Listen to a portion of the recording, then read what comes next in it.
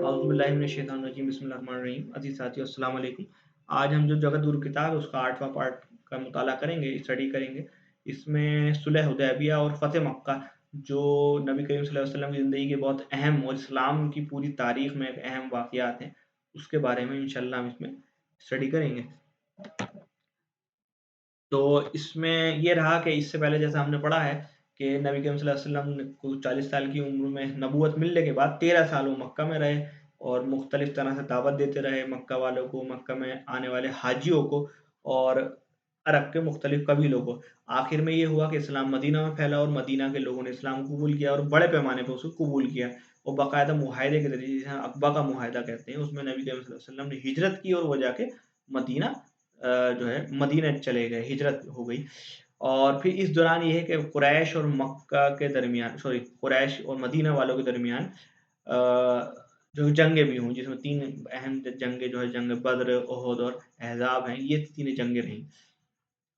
اس کے بعد یہ ہوا کہ نبی کریم صلی اللہ علیہ وسلم نے مکہ میں مطلب سفر، یعنی کہ جسے ہم عمرہ آج کے زمانے میں کہتے ہیں، ایک تو حج ہوتا ہے جو حج کے مہینے میں ہوتا ہے ذی الحجہ کے، اس کے علاوہ اگر آپ کسی دن جب کسی مہینے میں مکہ جاتے ہیں اسے تو عمرہ کہتے ہیں، تو عمرے کے ارادے سے جو ہے نبی کریم صلی اللہ علیہ وسلم نے مکہ کے سفر کا ارادہ کیا۔ تو 6 ہجری کا وہ واقعہ ہے، تو 6 ہجری یعنی 628 عیسوی میں کعبے کی زیارت کا نبی کریم صلی اللہ علیہ وسلم نے ارادہ کیا۔ تو اس میں یہ ہوا کہ لگ بھگ 1400 سے 1600 لوگ جو ہے نبی کریم صلی اللہ علیہ وسلم کے ساتھ احرام باندھ کے، احرام جو مکے میں آج بھی آپ دیکھتے ہوں گے حاجی لوگ اکثر سفید کپڑا پہن کے جاتے ہیں، جو اس بات کی علامت ہوتا ہے کہ جنگ نہیں کرنی ہے ہمیں، ہم جو ہے صرف مکہ کی زیارت کرنے آئے ہیں۔ اور ایک تلوار وہاں رکھتے ہیں اکثر جو میانگ میں اندر رہتی ہے، یعنی کہ وہ صرف پروٹیکشن کے لیے رہتا ہے، وہاں کی ایک چلن ہے۔ تو اتنے لوگ مکہ کے سفر کے لیے نکلے۔ تو قریش کو جب یہ خبر پہنچی تو قریش نے یہ سمجھا کہ شاید جو ہے اب مدینہ والے چڑھائی کرنے مکہ پہ آ رہے ہیں، یا یہ جنگ کرنے کے ارادے سے جو ہے مسلمان نبی کریم صلی اللہ علیہ وسلم کی قیادت میں مکہ کی طرف روانہ ہیں۔ تو ان کی طرف سے اربا بن مسعود ثقفی جو ہیں، وہ ایک رہے ہیں مکہ کے سردار، وہ آئے، انہوں نے مسلمانوں کو سمجھایا کہ بھائی مکہ والے بھی جو ہے جنگ کی تیاریوں میں لگے ہوئے ہیں، وہ بہت بڑے پیمانے پہ جنگ کی تیاریوں میں رہے ہیں، اب تمہیں لوٹ جانا چاہیے اور وہ، لیکن نبی کریم صلی اللہ علیہ وسلم ہوں، یہ سب نے یہ کہا کہ ہم جنگ کے ارادے سے نہیں آئے ہیں، ہمارا ارادہ کعبے کی زیارت کرنا ہے۔ اور اس مکہ میں ایک روایت یہ رہی ہے کہ آپ کتنے ہی بڑے دشمن ہیں، لیکن جو 4 حرم حرام مہینے، یعنی کہ جس کے اندر قتل و غارت جنگ بند ہو جاتی ہیں، اگر اس مہینے میں کوئی سفر کر رہا ہے تو اسے جنگ نہیں کی جاتی ہے، یہ ایک عام بات تھی۔ تو یہ اربا بن مسعود ثقفی بھی یہ بات سمجھ گئے کہ مسلمان جو ہیں وہ جنگ کے ارادے سے نہیں آئے ہیں، اور انہوں نے جب انہیں سمجھایا اور انہوں نے کہا کہ بھائی یہ لوگ تمہارے ساتھ ہیں بھلے ہی، لیکن جب جنگ ہوگی، نبی کریم صلی اللہ علیہ وسلم نے کہا کہ یہ بھاگ جائیں گے تمہیں چھوڑ کے، یعنی مسلمانوں کو یہ کہا، تو مسلمان ان سے کھسیا گئے، حضرت ابوبکر، حضرت عمر، ان سب لوگوں نے کہا کہ ہم آپ کے لیے اپنی جان دینے کے لیے تیار ہیں۔ اور مطلب انہوں نے وہاں جب عالم دیکھا کہ نبی کریم صلی اللہ علیہ وسلم کے ساتھ جو ہے مسلمان کیسا رویہ اختیار کرتے ہیں، لیڈر کے ساتھ کیسا رویہ ہے، کہ ان کے ساتھ جو ان کے کوئی انہیں اپنی آنکھوں سے اوجھل ہونے نہیں دیتا ہے، ان کی بات کوئی نہیں کاٹتا ہے، ان کی بات کو توجہ سے سنتا ہے، اور ان کے لیے جو یا اسلام کے لیے اپنی جان دینے کو تیار ہے۔ یہ خبر جو ہے قریش والوں کو انہوں نے پہنچائی کہ میں بڑے بڑے درباروں میں گیا ہوں، میں کیسر و کسرا کے دربار میں گیا ہوں، لیکن میں نے ایسے لوگ آج تک نہیں دیکھے، مطلب ایسے لوگ نہیں دیکھے جو اپنے لیڈرز کے لیے، یہ جو اپنے قائد کے لیے اس طرح کا جذبہ رکھتے ہوں۔ یقین جانو ان سے جنگ کرنا جو تم سوچ رہے ہو وہ مناسب نہیں ہے۔ مسلمانوں نے یہ ہے کہ جب دیکھا کہ مکہ کے قریب پہنچنے لگے تو وہاں انہوں نے اپنا ڈیرا ڈالا اور اب حضرت عثمان کو رضی اللہ عنہ کو اپنا نمائندے کی حیثیت سے مکہ بھیجا کہ دیکھ کے آئیں کہ وہاں کیا مسئلہ ہے۔ انہوں نے بتایا کہ ہم جنگ کے ارادے سے نہیں آئے ہیں۔ وہاں وہ پہنچے، مکہ کے بڑے بڑے سرداروں سے کہا کہ بھئی ایسے ایسے مسلمان آئے ہیں، ہم جو ہے اس جنگ کے ارادے سے بالکل نہیں آئے ہیں، ہمارا ارادہ صرف کعبے کی زیارت کرنا ہے، لیکن وہ لوگ نہیں مانے، اور انہوں نے اس پہ یہ اور کیا کہ آپ کو بھی ہم نہیں جانے دیں گے۔ انہیں غلام جو ہے کہہ لیجیے انہیں قید وہاں کر لیا گیا۔ یہ خبر وہاں اس میں یہ پھیل گیا کہ حضرت عثمان کو شہید کر دیا گیا ہے۔ آپ کو پتا ہے کہ جیسے کہ عام سیاسی مسائل میں جو ایک نمائندہ اگر کسی کو کسی کے پاس بھیجا گیا ہے اور نمائندے کو قید کر لیا جائے، قتل کر دیا جائے، تو وہ اس بات کی علامت، خاص کر قتل کر دیا جائے تو اس بات کی علامت مانا جاتا ہے کہ سامنے والی پارٹی جنگ کے لیے تیار ہے۔ تو اسی وقت بیعت رضوان ہوئی ہے، بیت رضوان یہ کہتے ہیں نبی کریم صلی اللہ علیہ وسلم نے سب کو بلایا اور یہ کہا کہ اب ہم جو ہے یہاں سے جب تک نہیں ہٹیں گے جب تک حضرت عثمان کا خون کا بدلہ ان سے نہ لے لیں، یا کہ اب مکہ والے بھی جنگ کے لیے تیار ہے تو ہم بھی اپنی جانیں لٹانے کے لیے چاہیں بھلے ہی ہمارے پاس کوئی ساز سامان ہو یا نہ ہو، تو اسے بیت رضوان کہتے ہیں۔ ابھی بیت رضوان یہاں ادھر ہوئی، ادھر قریش والوں کو یہ ڈر ہو گیا کہ آیا کوئی جنگ نہ چھڑ جائے۔ تو اس کے بعد جو ہے حدیبیہ کا سمجھوتا، حدیبیہ ایک مقام ہے مکہ سے پہلے، وہاں حدیبیہ کا سمجھوتا ہوتا ہے۔ سہیل بن عمرو جو تھے مکہ کی طرف سے، مکہ والوں کی طرف سے نمائندے کی حیثیت سے، یعنی کہ اس میں کیا کیا باتیں ہم طے کریں گے حدیبیہ میں، وہ بات کرنے کے لیے نبی کریم صلی اللہ علیہ وسلم کے پاس آتے ہیں۔ اس میں سمجھوتا ہو جاتا ہے، یعنی کہ مسلمانوں کے بیچ، مدینہ والوں کے بیچ، اور مشرک یعنی کہ بتوں کو ماننے والے مکہ و قریش کے درمیان ایک سمجھوتا مطلب فارمولیٹ ہو جاتا ہے۔ یہ بہت بنیادی سمجھوتا ہے، اور یہ بہت بنیادی اور اہم سمجھیے اس تاریخ کا، اسلامی تاریخ کا کہہ لیجیے، یا نبی کریم صلی اللہ علیہ وسلم کی سیرت سے جڑا ہوا۔ اس میں کیا باتیں طے ہوتی ہیں؟ اس میں ایک بات یہ ہوتی ہے کہ مسلمان اس سال جو ہے کعبے کی زیارت نہیں کریں گے، وہ اگلے سال جو ہے کعبے کی زیارت کے لیے آئیں گے، ایک یہ بات طے ہوتی ہے۔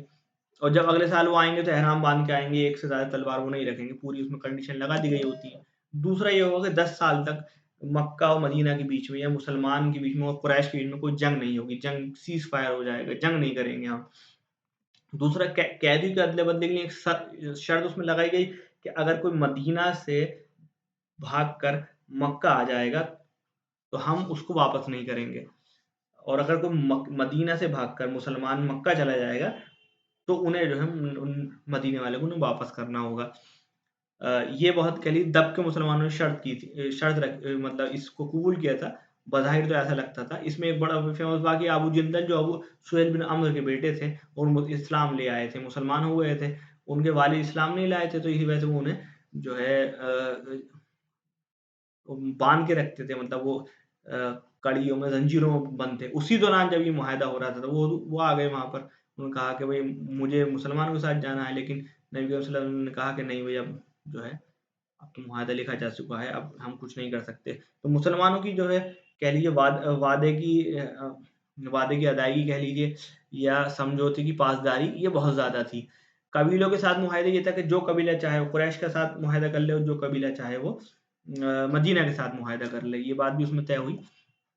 قرآن نے اس چیز کو جو ہے کھلی جیت کے طور پر دکھایا۔ بظاہر اس میں پورا ایسا لگ رہا تھا کہ نبی کریم صلی اللہ علیہ وسلم حق پہ تھے، ظاہر سی بات ہے مسلمانوں کی بڑی تعداد عمرے کے لیے آئی ہوئی ہے، حج کے لیے آئی ہوئی ہے، حج کی کعبے کی زیارت کے لیے آئی ہوئی ہے، لیکن مکہ والوں وہ نہیں کرنے دے رہا ہے۔ تو انہیں ایسا لگ رہا تھا یہ تو ہم شکست ہو گئے، لیکن قرآن نے تو کھلی جیت کہا۔ اس کی کچھ اور کئی وجوہات تھیں۔ اس میں یہ ہوا کہ ایک جب سے نبی کریم صلی اللہ علیہ وسلم ہجرت کر کے مدینہ گئے تو کانسٹنٹ بار بار یہ ڈر تھا کہ آج حملہ ہو جائے گا، آج حملہ ہو جائے، تو ہمیشہ جنگ کا مطلب ڈر ستایا رہتا تھا۔ کوئی تعمیری کنسٹرکٹیو کام نہیں اس میں ہو پا رہا تھا، کچھ اور نہیں ہو پا رہا تھا۔ یعنی کہ اس میں یہ ہوا کہ اب جو ہے جنگ کا جو ہے وہ سایہ، یا جنگ کی جو ٹینشن ذہنوں پر رہتی ہے وہ اب ہٹ گئی تھی، اب ہم اور چیزوں پر بھی دھیان دے سکتے تھے۔ اسلام کا پیغام سمجھنے میں لوگوں کو آسانی ہوئی کہ جب جنگ ہوتی ہے تو انسان کسی ایک شریک کے ساتھ رہتا ہی ہے، دوسرے کی بات نہیں سنتا، کیونکہ سامنے والے سے اس کی جنگ چل رہی ہوتی ہے۔ اس سے یہ ہوگا فائدہ کہ اسلام کا پیغام لوگوں کو سمجھنے میں آسانی ہو گئی۔ اسلام کی بات جو پہلے لوگ نہیں سمجھ پا رہے تھے، یہ نہیں سن پا رہے تھے جنگ کے ماحول میں، کیونکہ اس وجہ سے اس کا بھی پیغام کو آگے بڑھنے کا موقع ملا۔ اور اسی دوران نبی کریم صلی اللہ علیہ وسلم نے یہ ہے کہ اور بادشاہوں کو، یعنی کہ جو عرب کے باہر تھے، اور فارس، روم کے یا مختلف بادشاہوں کو پیغام بھیجا۔ یہ بھی جو مطلب اس طرح کے واقعات پیش آئے، تو اور اس کا بعد میں ہمیں آؤٹ پٹ یا کہہ لیجیے اس کا رزلٹ بھی، نتیجے بھی دکھائی دیے اچھے۔ خیبر کی فتح، اس کے بعد یہ ہوا کہ جب معاہدہ ہو گیا صلح حدیبیہ، حضور واپس آئے خیبر میں۔ آپ کو جیسے کہ پتا ہے کہ اکثر یہودی وہاں جمع ہو گئے تھے، اور وہ اکثر جو ہے وہاں سے سازشیں کرتے مسلمانوں کے خلاف، اور طرح طرح سے جو ہے وہاں پریشانی کرتے۔ تو 628 میں جو ہے خیبر جو ہے وہ مختلف چھوٹے چھوٹے قلعوں سے بنا ہوا تھا، وہاں مسلمانوں نے چڑھائی کر دی۔ 96 میل کے فاصلے پر وہ ہے لگ بھگ خیبر مدینہ سے۔ 6 دن تک وہ محاصرہ رہا، آخر میں جو ہے اسے فتح کر لیا گیا، اور وہاں سے جو یہودیوں کو یہ تھا کہ باعزت وہاں سے نکلنے کا اعلان کر دیا گیا۔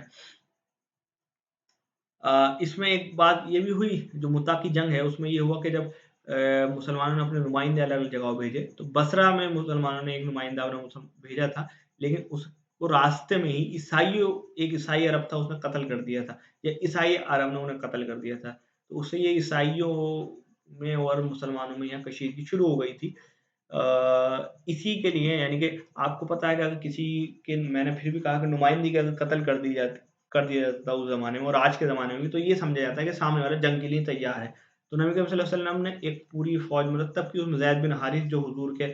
منہ بولے بیٹے بھی تھے، ان کو اس کا کمانڈر بنا کے بھیجا، انہوں نے نصیحتیں بھی کی، کیونکہ جنگ کے تعلق سے، کیونکہ اب تک کی جتنی بھی جنگیں رہی ہیں نبی کریم صلی اللہ علیہ وسلم اس میں ساتھ رہے۔ یہ پہلی جنگ ایسی تھی جس میں نبی کریم صلی اللہ علیہ وسلم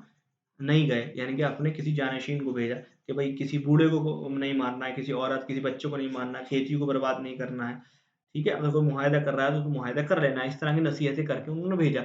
اس میں ایک نصیحت اس میں یہ کی کہ اگر زید بن حارث کا انتقال ہو جائے تو اگلے اس کے لیڈر جعفر بن ابو طالب ہوں گے، ان کا انتقال ہو جائے تو عبداللہ بن رواح ان کے وہ ہوں گے۔ تو یہ ہوا کہ جب وہاں جنگ ہوئی تو رومی یعنی کہ عیسائی بہت زیادہ تعداد میں تھے۔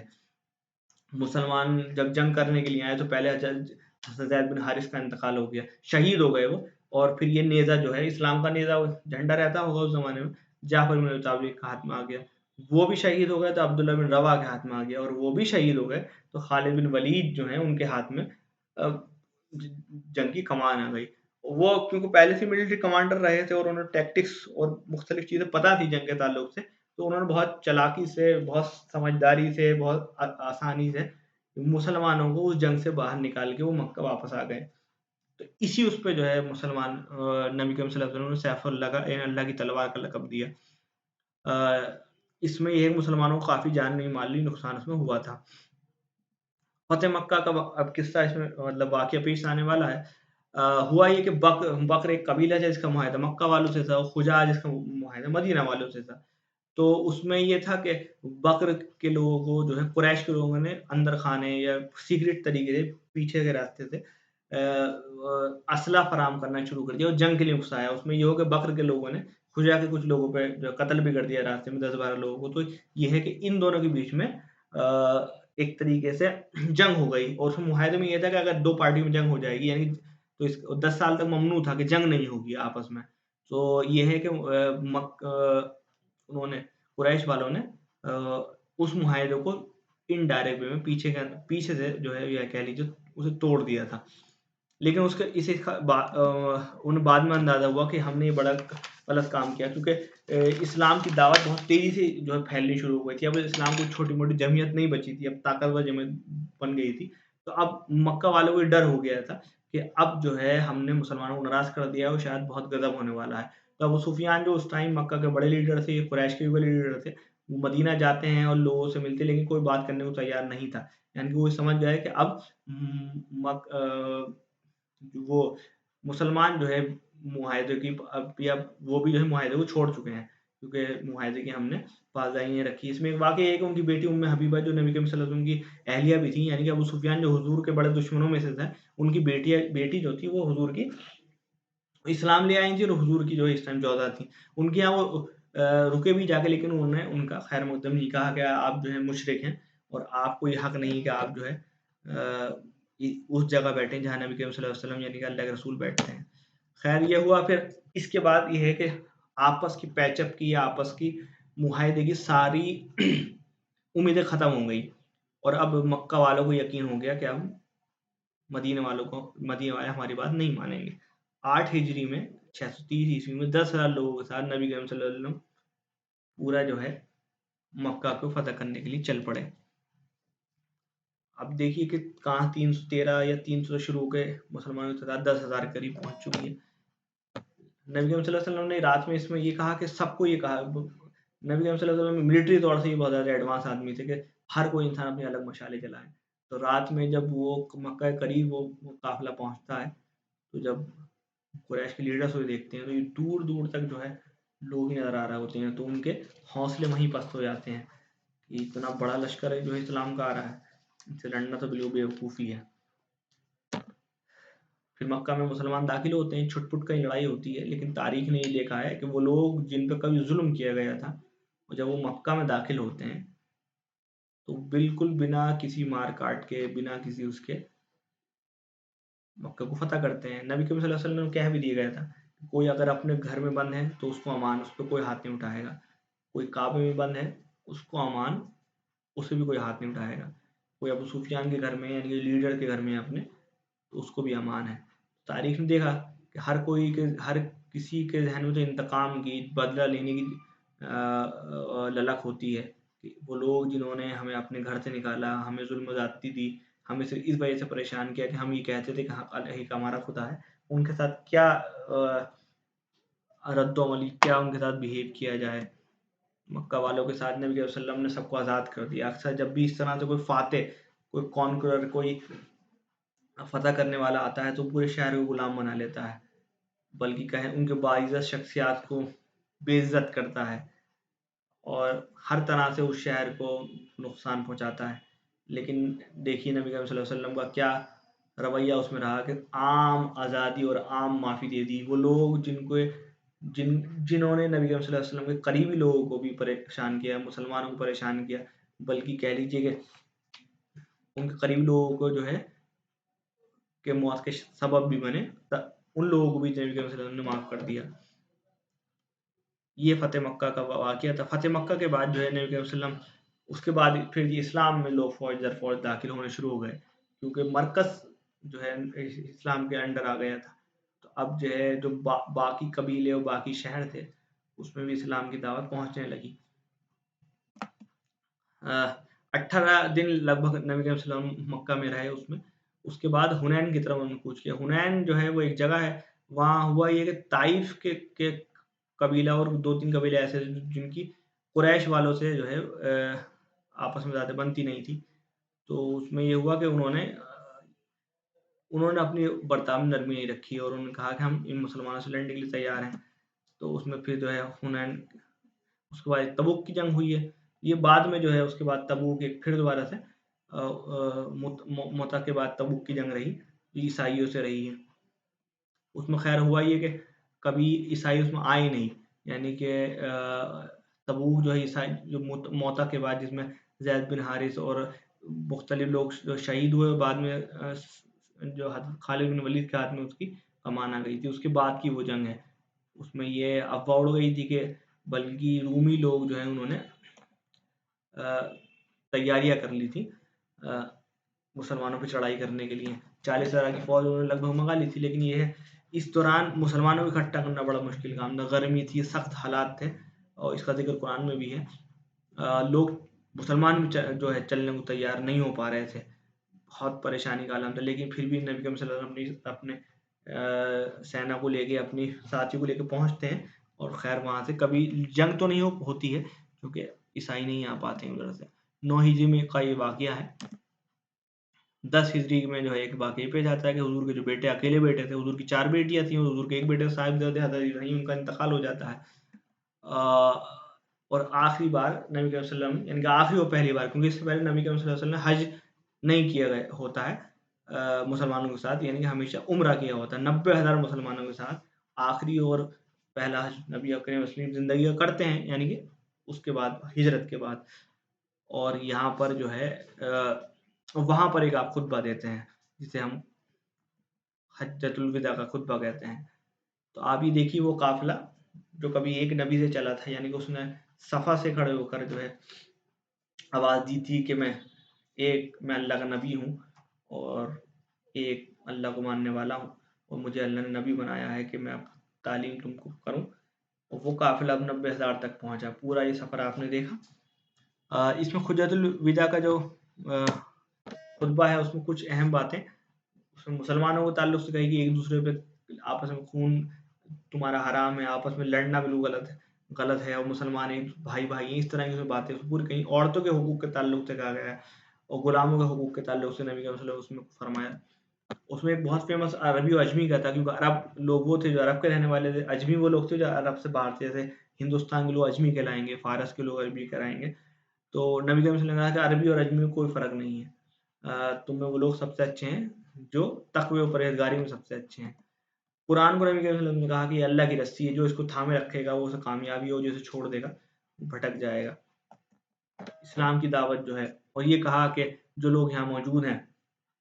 کیا میں نے انہیں حق پہنچا دیا، اور جو لوگ موجود یہاں نہیں ہیں ان کا ذمہ داری، جو لوگ یہاں موجود ہیں ان کی ذمہ داری ہے کہ جو لوگ یہاں نہیں ہیں ان کو اسلام پہنچائیں۔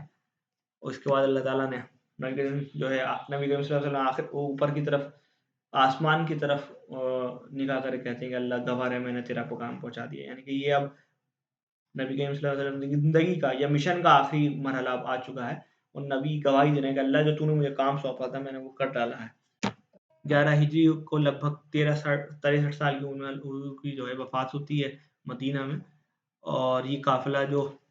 چلا تھا وہ اپنے اختتام کو پہنچا۔ یہ کہہ لیجئے کہ اس کے بعد ابھی جو ہے اسلام کو پورا دنیا فتح کرنا باقی ہے۔